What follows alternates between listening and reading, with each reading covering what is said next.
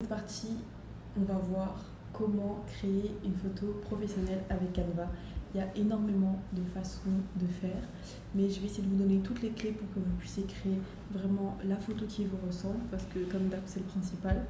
Alors pour commencer, moi j'ai pris un design carré. C'est le design que je prends le plus souvent, c'est Instagram, post Instagram carré, 500 par 500. Juste comme ça. Et donc j'ai pris une photo, donc vous venez dans importer et vous faites importer votre photo. Moi j'ai pris une photo sur Canva, mais peu importe. Ensuite je suis allée dans design et j'ai tapé photo de profil LinkedIn. Voilà le mot-clé à retenir pour les photos de profil.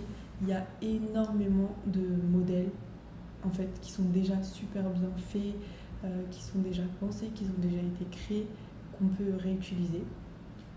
Donc par exemple, si je prends ce modèle-là, c'est super simple. Je clique droit, je fais détacher l'image et ça va me détacher l'image du modèle. Une fois que c'est fait, en fait, j'aurai deux cadres. Le cadre avec le motif derrière, puis mon cadre où je dois mettre ma photo. Ok, pour qu'on puisse voir l'arrière-plan qui est juste derrière. Excusez-moi. Pour qu'on voit l'arrière-plan qui est juste derrière, il faut d'abord enlever notre arrière-plan de notre photo. Donc ça, on peut le faire avec Canva Pro et c'est vraiment super simple. Si vous n'avez pas Canva Pro, j'ai mis dans la formation vraiment une petite sous-partie comment effacer son arrière-plan sans Canva Pro et ça revient exactement au même. Du coup, vous faites modifier l'image, vous allez dans effacer l'arrière-plan juste ici, tac. Vous mettez votre photo dans le cadre, puis vous venez comme ça remettre le cadre devant l'arrière-plan. Pour que ce soit peut-être plus facile, après vous pouvez tout grouper pour choisir la taille de votre image. Ensuite, ce que je vous conseille pour télécharger une image qui est comme ça, c'est de toujours enlever, de toujours en fait cocher arrière-plan transparent. Pourquoi ? Sinon vous aurez toujours en fait le cadre blanc derrière et ce qu'on recherche c'est pas du tout ça, c'est d'avoir justement notre photo de profil délimitée avec là le cercle par exemple derrière bleu qui est présent. Ensuite, sinon vous pouvez tout simplement, pour avoir une photo qui est professionnelle, prendre un cadre, donc je vais dans éléments, je vais aller dans cadre, hop, et je vais prendre celui-ci. Ok. Ensuite, donc, au choix, je peux tout simplement venir importer ma photo. Hop. L'arrière-plan est plutôt correct, donc je pourrais la laisser comme ça. Mais juste pour l'exercice, je vais faire autrement. Je vais revenir effacer l'arrière-plan pour mettre ma photo.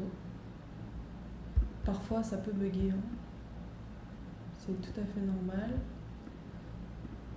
Hop.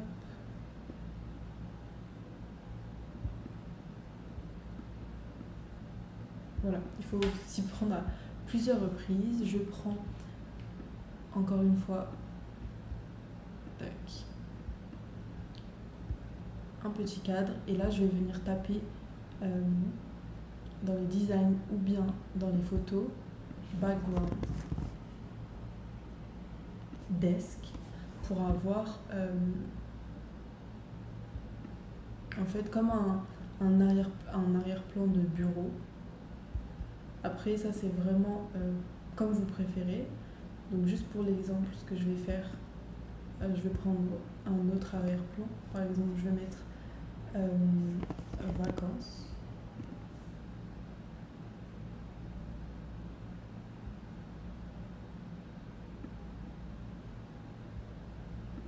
Ouais, c'est pas trop ça.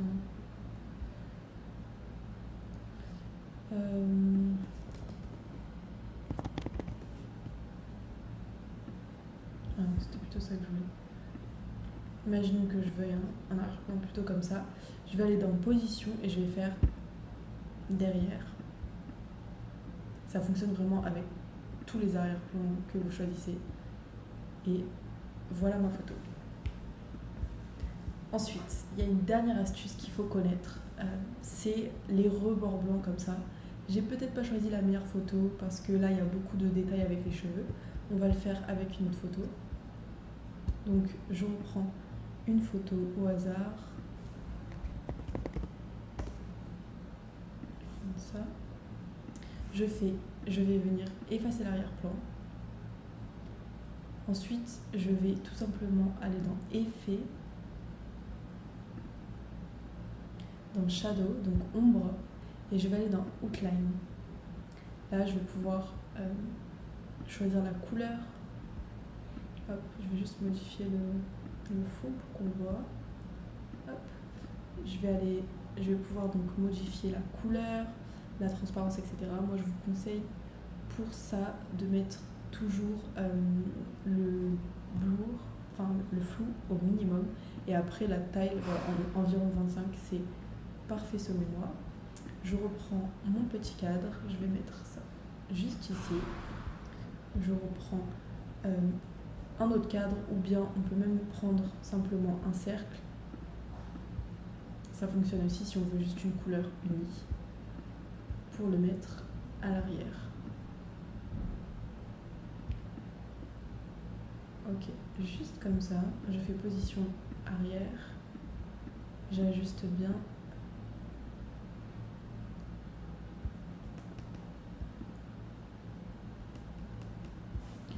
Ma photo au bord, je groupe. Et voilà ce que ça donne. Voilà pour cette partie, c'est vraiment super simple.